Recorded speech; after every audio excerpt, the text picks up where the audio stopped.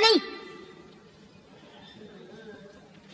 رحمت کائنات کا دریائے کرم جو اس میں آیا، صحابہ کرام کی طرف خطاب کر کے فرمایا کون ہے جو آج میں محمد الرسول اللہ صلی اللہ علیہ وسلم کو سواری دے؟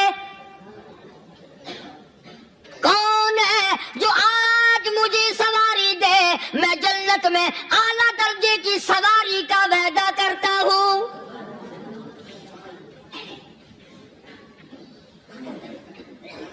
حضرت عبادہ بن ثابت رضی اللہ تعالیٰ عنہ صحابی اٹھے اور اپنی ڈاچی، اپنی اونٹنی حضور کے ہاتھ میں پکڑا دی اور حضور نے اس مسافر کو دے دی کہ لے بھائی سواری تجھے مل گئی۔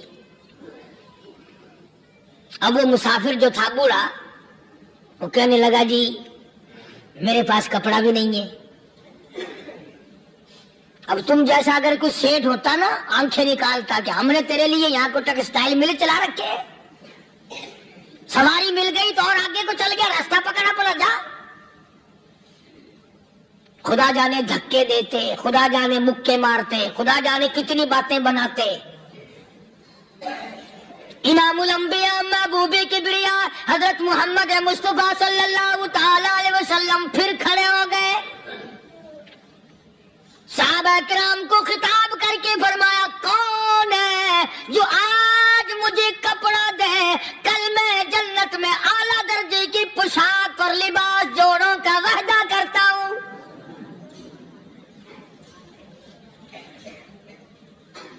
ایک صحابی نے اپنا کپڑا اتار کر حضور کے ہاتھ میں دے دیا صلی اللہ علیہ وسلم، یعنی ان کو کتنا یقین ہے حضور کی زبان پہ۔ سودا جنت کا ہو رہا ہے، زبان ہے کالی کملی والے کی، سودا ہو رہا ہے جنت کا۔ اور آج تمہیں سارا قرآن سنا دو، اس سنانے والے کا بھی ڈھلا تے سننے والا، مولوی کہتے رہتے ہیں یار کوئی بات نہیں، جنت کس نے دیکھی ہے؟ صحابہ کرام میں سے کسی نے کپڑا دے دیا، حضور کریم صلی اللہ علیہ وسلم نے کپڑا لیا اور اس مسافر کو دے دیا کہ لے بھی کپڑا بھی مل گیا۔ ہے بھی کافر، اپنے عقیدے کا نہیں، اپنے قبیلے کا نہیں، اپنے خاندان کا نہیں۔ اب وہ کہنے لگا کہ نبی اللہ مجھے بھوک بھی لگی ہے، میں نے روٹی بھی کھانی ہے۔ مدنی کریم صلی اللہ تعالی علیہ وسلم پھر کھڑے ہو گئے اور صحابہ کرام کو خطاب کر کے فرمایا کون ہے جو مجھے آج کھانا دے، روٹی دے، کل میں جنت میں اعلیٰ درجے کے کھانے کا وعدہ کرتا ہوں۔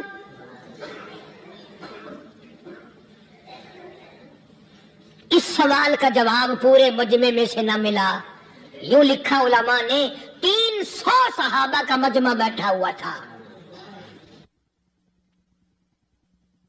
فاقہ ہو 300 صحابہ کا بھی فاقہ، کالی کملی والے کا بھی فاقہ۔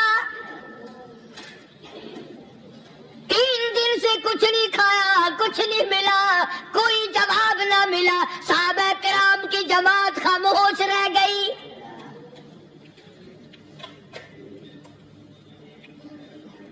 سلمان فارسی رضی اللہ تعالیٰ عنہ اٹھے اور اس مسافر کا ہاتھ پکڑا اور کہنے لگا میں تجھے ایسے دروازے پہ لے کے چلوں گا جہاں سے کچھ نہ کچھ کھانے کے لیے مل جائے گا۔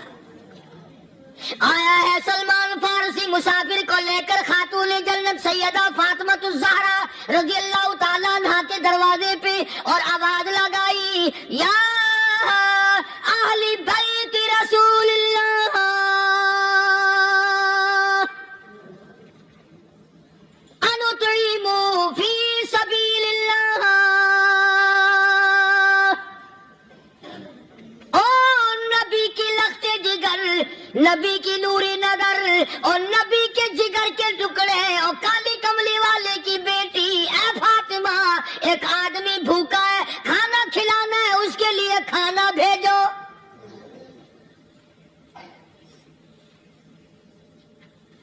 اندر سے آواز آتی ہے اور رونے کیسی آواز میں جواب ملا، سیدنا حسن سیدنا حسین رضی اللہ تعالیٰ عنہما، ان کی شکلیں دیکھو، 4 دن کے فاقے نے بچوں کی شکل بگاڑ دی۔ पैगंबर के नवासों का फाका, पैगंबर का नवासा, पैगंबर की बेटी का नवास फाका, तमाम मुसलमान फाके से हैं। कोई गिला नहीं करता, कोई शिकायत नहीं करता, कोई इतराज नहीं करता। इसी हालत में अगर जंग भी हो जाए तो सहाबा फिर भी पीछे रहने को तैयार नहीं।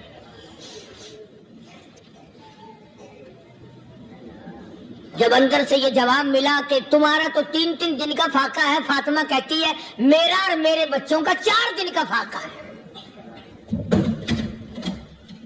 तो सलमान फारसी उस मुसाफिर को लेके वापस होने लगा। अंदर से आवाज आती है खाली ना जाओ, मेरे सर की चादर ले जाओ, ये ले जाकर यहूदी के पास गिरवी रख दो, गहना रख दो, गल्ला ले आओ, मैं पीस पका के खिला के भेजूंगी।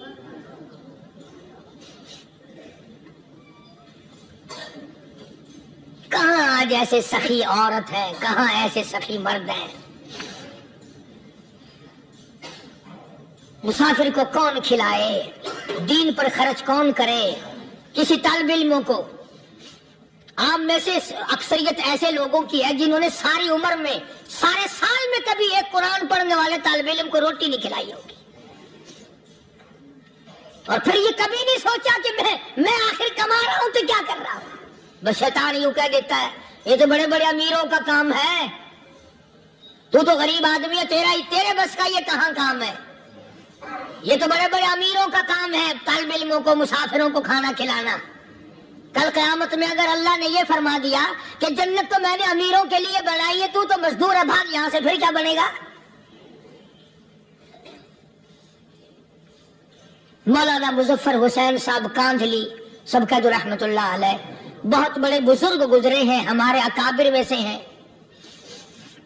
कांधला एक कस्बा है जिसने बड़े बड़े वली पैदा किए हैं। मौलाना मुजफ्फर हुसैन साहब कांधली, मौलाना इलाही बख्श साहब कांधली, मौलाना मोहम्मद ज़करिया साहब शेखुल हदीस रहमतुल्लाह अलैह कांधले के, मौलाना मोहम्मद इलियास साहब देलवी रहमतुल्लाह अलैह अमीर तबलीगी जमात के इजाद करने वाले, शुरू फरमाने वाले, ये भी कांधले के हैं। तो ये सारे बुजुर्ग उस कस्बा कांधले के हैं।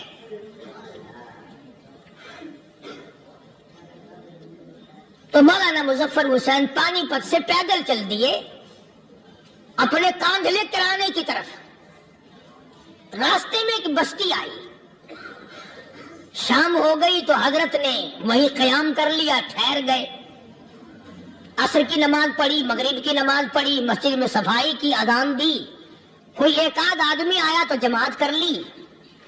वो जो आदमी आया उसने पूछा मौलाना आप मुसाफिर हैं कि जी हाँ, कि रात को यही रहोगे कि जी हुजूर। वो आदमी 3 रोटियां लेकर आया और मौलाना ने वो 3 रोटियां खा ली और सो गए। तो मौलाना फरमाते हैं कि मुझे उस रात में हुजूर अकरम सल्लल्लाहु अलैहि वसल्लम का 3 मरतबा दीदार मिल गया। 3 मरतबा हुजूर की मुझे ज़ियारत मिली। मौलाना फरमाते हैं मैं तो अगले दिन भी वहां ठहर गया कि ये जगह छोड़ने की है, जहां इतनी बड़ी दौलत मिले, यहां तो सारी उम्र पड़ा रहे आदमी।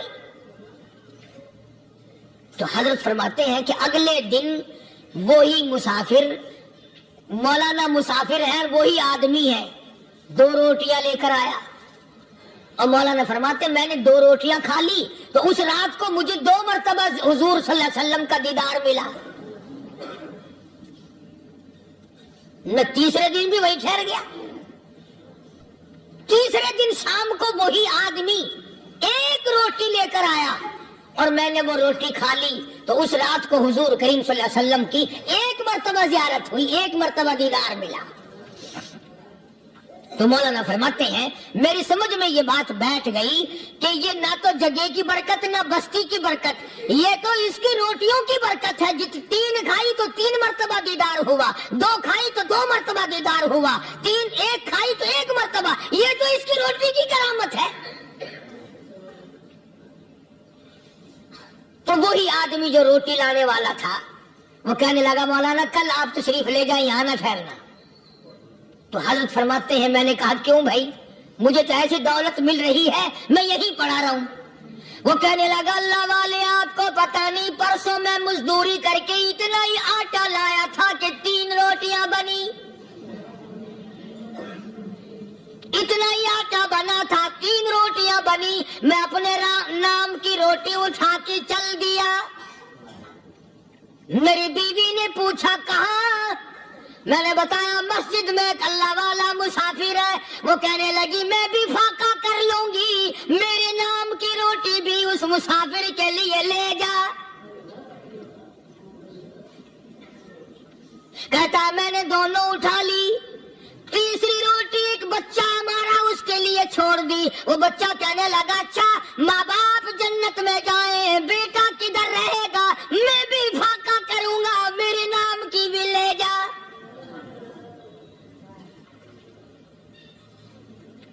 میں نے 3 روٹیاں لا دی، اور اگلے دن جو میں نے مزدوری کی اس کی 3 روٹیاں بنی۔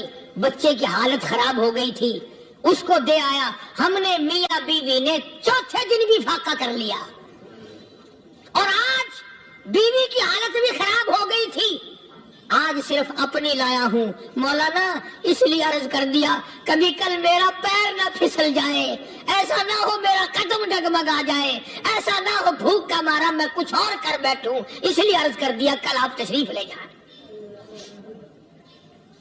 عرض میں یہ کر رہا تھا کہ کسی زمانے میں دوسرے کی خیر خواہی کے لیے لوگ سب کچھ کر گزرتے تھے۔ حضرت محمد رسول اللہ صلی اللہ تعالی علیہ وسلم کے پاس جنگ بدر کے قیدی آئے تھے، کافر، اسلام کے دشمن، دین کے دشمن، قرآن کے دشمن، ایمان کے دشمن۔ مگر صحابہ کرام کو فرمایا یہ میرے مہمان ہیں، حضور نے فرما دیا صلی اللہ علیہ وسلم۔ ایک صحابی جو ایک مہمان کو لے گیا، حضور کے مہمان کو، تھے جنگی قیدی۔ علماء کرام نے لکھا صحابی کے گھر میں کھانا تھوڑا تھا، اس کافر کو تو کھانا دے دیا، آپ اس کے پاس بیٹھ کر درخت کے پتے چبا لیے۔ دوسرا دن آیا، پھر ایسا ہی کیا، اس حضور کے مہمان جنگ بدر کے قیدی کافر کو کھانا کھلایا، خود درخت کے پتے چبا لیے۔ تیسرا دن آیا، وہ جنگی کافر کہنے لگا، قیدی کہنے لگا آج پہلے کلمہ پڑھا پھر روٹی کھلا۔ میں پہلے مسلمان بنتا ہوں، اس کے بعد میں کھانا کھاؤں گا۔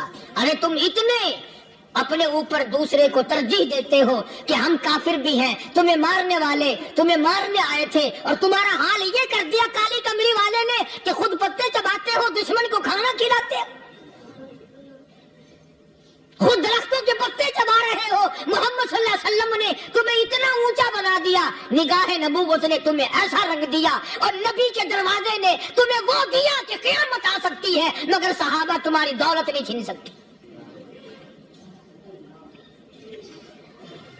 تو فاطمۃ الزہرا رضی اللہ تعالی عنہا نے سر کی چادر اتار کر دے دی سلمان فارسی کو کہ یہ لے جا، یہودی کے پاس جا کے گروی رکھ دے، دانا غلہ لے آ، میں پیس پکا کے کھلا کے بھیجوں گی۔